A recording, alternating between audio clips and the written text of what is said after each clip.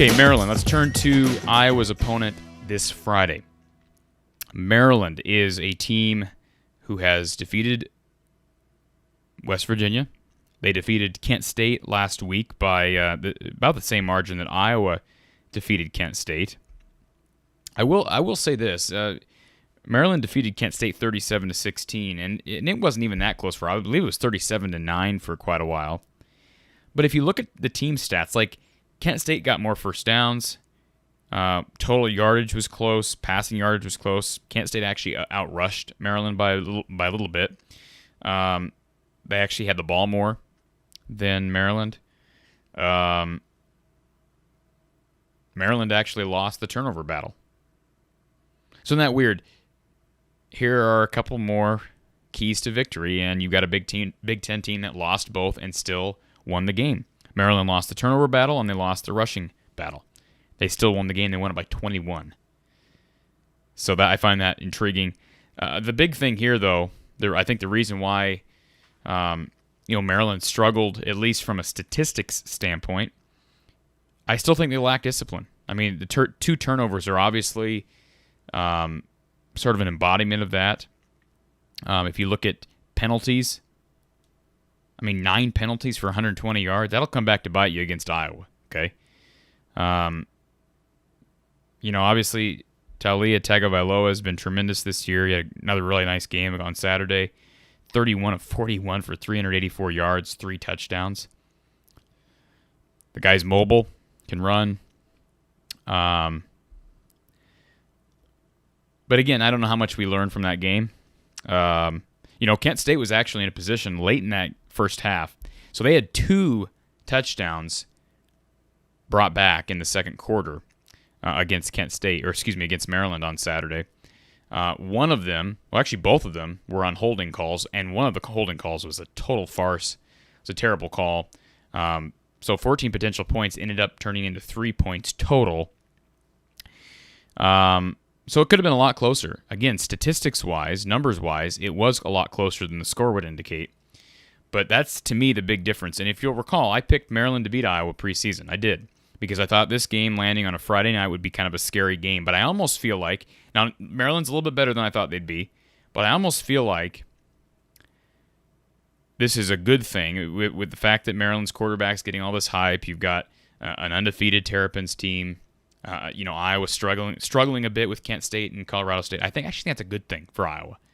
Again, before the season started, I kind of saw this as a trap game the week before Penn State.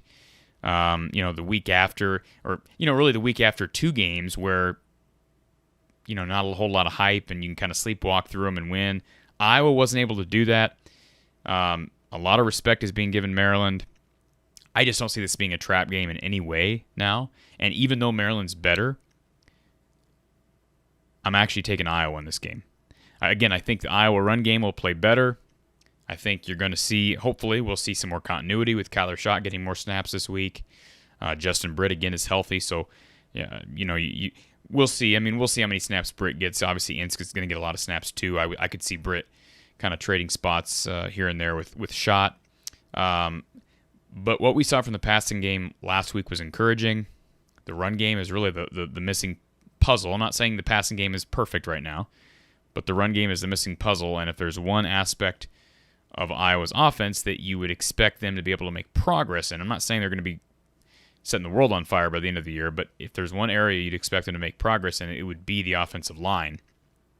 Because pass protection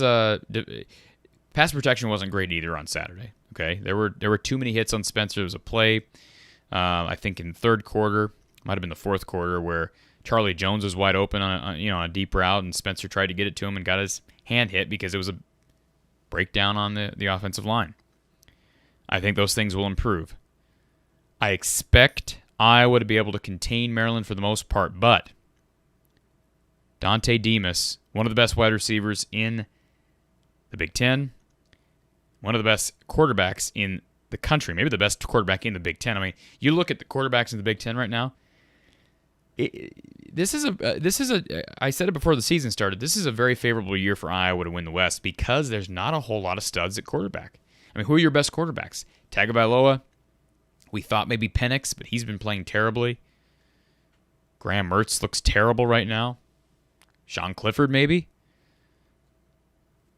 C.J. Stroud. I mean, it's not a great year for the quarterbacks in the Big Ten Conference. So, to me, this is an opportunity for Maryland to really make some noise. But again, if I'm Iowa, I think one big thing that I expect to see on on Friday night, Iowa's had a knack all season for getting their hands, as far as the defensive line is concerned, for getting their hands up on the football, knocking passes down, deflecting balls. I could see Iowa getting a couple picks because of the fact that Iowa, again, has a knack for doing that. And Talia Tagovailoa is not even 6 foot. He's like 5'11", maybe 5'10".